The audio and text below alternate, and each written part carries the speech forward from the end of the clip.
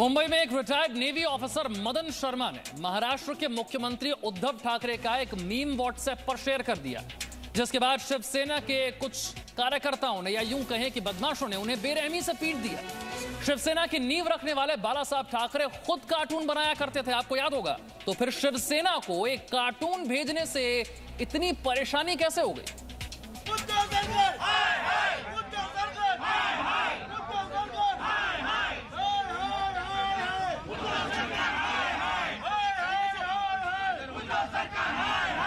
उद्धव ठाकरे हाय हाय के नारे लगाते ये लोग उसी पूर्व नेवी ऑफिसर के परिजन हैं जिनके साथ शिव सैनिकों ने मारपीट की थी।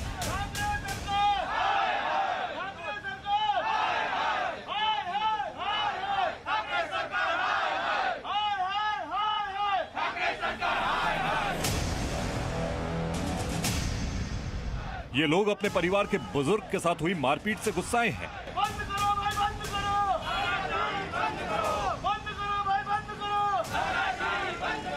महाराष्ट्र के मुख्यमंत्री उद्धव ठाकरे की तस्वीर का मीम साझा करने पर शिव सैनिकों ने पूर्व नौसेना अधिकारी के साथ जो गुंडागर्दी की थी उस पर आज मुंबई में जमकर विरोध प्रदर्शन हुआ।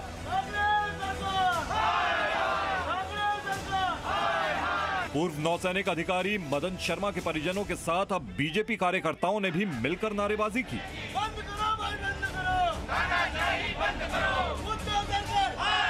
एडिशनल कमिश्नर ऑफिस के बाहर जमा हुए लोगों ने शिव सैनिकों की इस गुंडागर्दी के खिलाफ जबरदस्त विरोध दर्ज किया।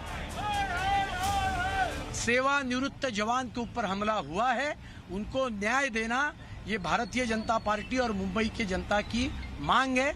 जब तक न्याय मिलता नहीं तब तक हम धरना पर यहाँ बैठेंगे। ये सरकार अभी जो चल रही है वो मुगल साही पे चल रही है और वापस मुंबई के अंदर थोड़े दिनों के बाद में दाऊद का राज होने वाला है।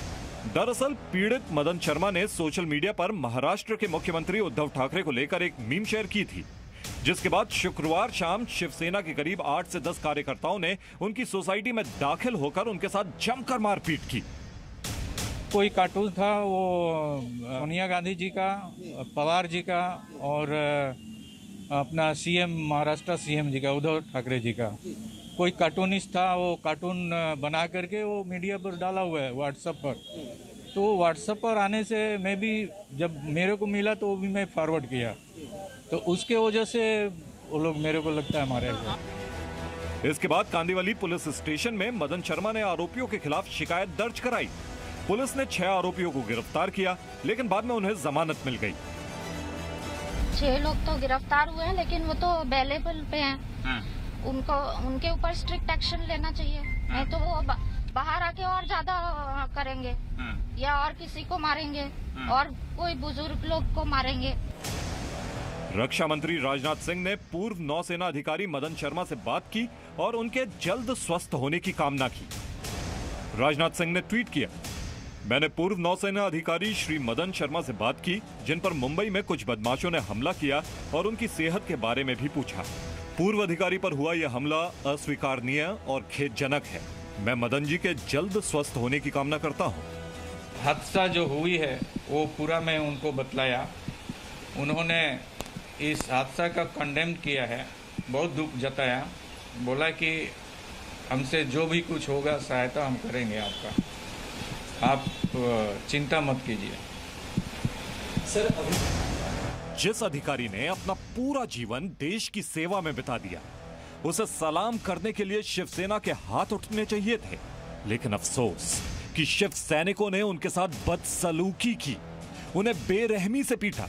उनके साथ हुई यह घटना वाकई शर्मनाक है। इस घटना को लेकर पूरे देश में रोष है। सवाल यह है कि आखिर एक पूर्व नौसेना अधिकारी के साथ राजनीति क्यों की जा रही है। महाराष्ट्र के पूर्व मुख्यमंत्री देवेंद्र फडणवीस ने उद्धव सरकार पर निशाना साधते हुए कहा कि वो महाराष्ट्र में चल रही इस गुंडा व्यवस्था को रोकें। ये स्टेट स्पॉन्सर्ड टेरर जैसी अवस्था महाराष्ट्र में तैयार हो रही है। मैंने कल अपने ट्वीट के माध्यम से उद्धव जी को आह्वान किया है कि गुंडा राज को रोकिए।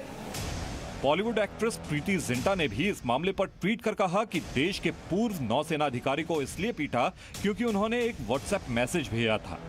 इस घटना से प्रीति जिंटा भी बेहद दुखी है। मुंबई में 62 साल के एक पूर्व भारतीय नौसेना के अधिकारी को गुंडों ने इसीलिए पीटा क्योंकि उन्होंने व्हाट्सएप पर एक राजनीतिक कार्टून भेजा था। सच में बोलने की आजादी का क्या हुआ? अपने दिग्गजों के सम्मान का क्या हुआ? ये सुनकर बेहद उदास और दुखी हूँ। ये सही नहीं है। वहीं बीजेपी नेता राम कदम ने भी इस घटना की निंदा की और शिवसेना पर जमकर हमला बोला।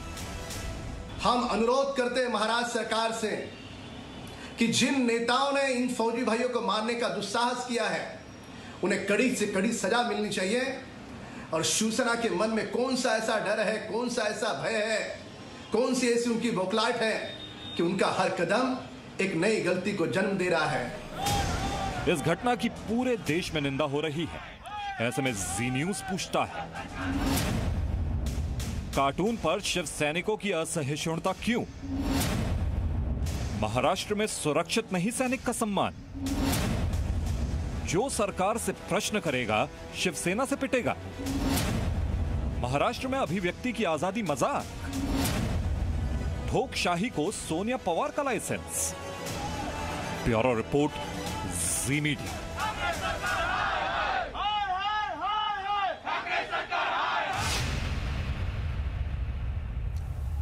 कंगना रनौत और शिवसेना के बीच तकरार बढ़ती जा रही है। कंगना के दफ्तर में हुई तोड़फोड़ के मामले में कंगना राज्यपाल भगत सिंह कोश्यारी से आज मुलाकात करेंगी। महाराष्ट्र में कंगना के नाम पर चल रहा ये युद्ध आखिर कहां जाकर रुकेगा? देखिए रिपोर्ट।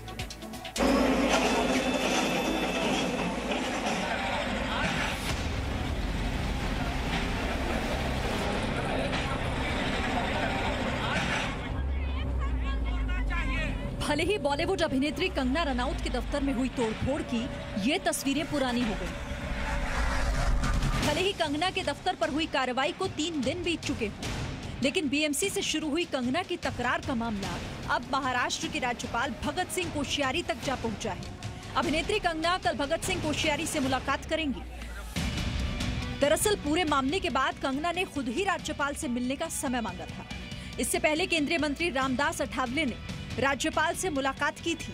उन्होंने कंगना के साथ हुई घटना को गलत बताया था। साथ ही कंगना को मुआवजा दिए जाने की मांग भी की थी। ये जिन अधिकारियों ने ये ऑर्डर निकाली और जो अधिकारी वहां तोड़ने के लिए गए थे, ऐसे लोगों पर कार्रवाई होनी चाहिए, ये मांग मैंने माननीय राज्यपाल साहब के पास मैंने की है। महाराष्ट्र के पूर्व मुख्यमंत्री देवेंद्र फडणवीस भी कंगना के समर्थन में हैं। फडणवीस ने बीएमसी पर निशाना साधते हुए कहा कि बीएमसी दाऊद का घर नहीं तोड़ पाई, लेकिन कंगना का दफ्तर तोड़ने में जरा भी देर न लगाई। उन्होंने महाराष्ट्र पर तंज कसते हुए कहा कि वो कंगना पर नहीं कोरोना पर ध्यान दें। महाराष्ट्र सरकार को ऐसा लगता है कि महाराष्ट्र में हमारी लड़ाई कोरोना से नहीं है, हमारी लड़ाई कंगना से है। मैं तो उनको इतना ही कहना चाहता हूँ, आप अपनी जितनी क्षमता कंगना के पीछे लगा रहे हैं उसमें से 50% भी क्षमता अगर कोरोना के पीछे सीरियसली आप लगाएंगे तो शायद लोगों की जान हम बचा पाएंगे। एनसीपी प्रमुख शरद पवार ने भी कंगना रनौत के दफ्तर तोड़ने को बीएमसी का फैसला बताया। शरद पवार ने कहा कि इसमें राज्य सरकार का कोई लेना देना नहीं। वहीं बीजेपी नेता किरीट सोमैया ने कंगना का दफ्तर तोड़े जाने पर महाराष्ट्र के परिवहन मंत्री अनिल परब के अवैध निर्माण पर मुख्यमंत्री उद्धव ठाकरे से सवाल किया। उन्होंने पूछा है कि कंगना का दफ्तर 24 घंटों में तोड़ दिया गया, लेकिन अपने मंत्री पर कार्रवाई कब करेंगे? शिवसेना दिखती है उखाड़ दिया। सत्ता का घमंड अच्छा नहीं है। अगर उखाड़ना है तो ठाकरे परिवार के मित्र मंत्री अनिल परब ने जो अनऑथोराइज कंस्ट्रक्शन 2000 स्क्वायर फीट का बांद्रा में बनाया, उसको कब उखाड़ के फेंको? दिल्ली में कंगना रनौत के समर्थन में लोगों ने जमकर नारेबाजी की। कंगना के समर्थन में हाथों में पोस्टर लेकर महाराष्ट्र सरकार के खिलाफ विरोध प्रदर्शन किया।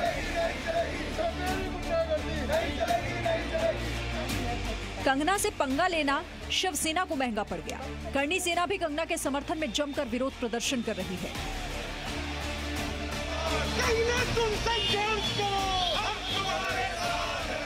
संत समाज भी कंगना के पक्ष में है।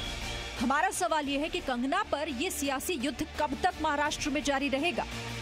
महाराष्ट्र सरकार कब तक जरूरी मुद्दों को छोड़कर कंगना पर ध्यान देती रहेगी? Bureau report, ji media. Presenting B News app, available on Google Play and App Store. Download it now.